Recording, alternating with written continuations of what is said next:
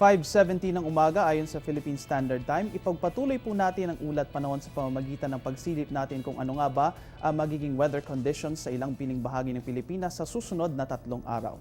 Unahin po natin dito sa Baguio City, magkakaroon tayo ng fair weather conditions sa City of Pines for the next 3 days. Asahan lamang ang partly cloudy to cloudy skies, still with isolated cases ng rain showers at thunderstorms, lalo na sa hapon at sa gabi.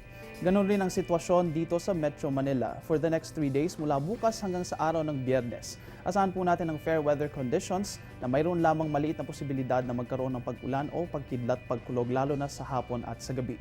Sa Metro Cebu naman, fair weather conditions ang magpapatuloy na iiral dyan sa Queen City of the South for the next 3 days. Asahan po natin ang bahagyang maulap lamang na kalangitan sa susunod na 3 araw. Ganon rin ang inaasahang panahon dito sa Metro Davao. Mula bukas hanggang sa araw ng Biyernes, asahan natin ang partly cloudy to cloudy skies lamang, still with isolated cases ng rain showers at thunderstorms. At sa Zamboanga City, mananatiling maganda ang panahon mula bukas hanggang sa araw ng Biyernes.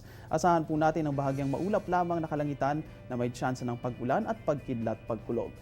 Atin na rin silipin ngayon kung ano nga ba ang magiging lagay ng panahon sa ilan pang pining bahagi ng Pilipinas. Unahin natin ang Cabanatuan City. Magkakaroon po dyan ng fair weather conditions.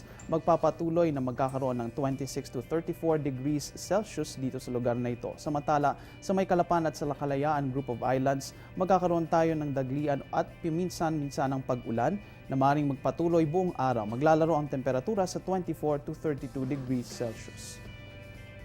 Samantala, dito naman sa May Surigao, magkakaroon tayo ng fair weather conditions at maglalaro ang temperatura sa 25 to 33 degrees Celsius at ganoon rin ang magiging sitwasyon sa Tagbilaran, Dipolog, Kidapawan at General Santos City. Magkakaroon naman ng temperatura na 23 to 32 degrees Celsius. Alamin na rin natin ang weather forecast sa ilang mga tourist destinations dito sa ating bansa. Dito sa May Vigan, Anilao, Puerto Galera, Taal at Banawe, magkakaroon tayo ng fair weather conditions at maglalaro ang temperatura sa 15 to 33 degrees Celsius lamang. Samantala dito sa May Naga, Boracay at Camiguin, fair weather conditions rin ang mananatiling iiral dito sa mga lugar na ito. Maglalaro ang temperatura sa 24 to 33 degrees Celsius habang sa El Nido ay maaaring makaranas ng pag-ulan ngayong araw na ito at maglalaro ang temperatura sa 24 to 31 degrees Celsius.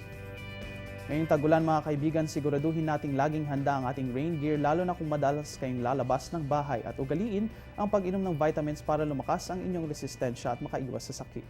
Magbabalik kami dala ang ilang pang impormasyon matapos ang ilang paalala.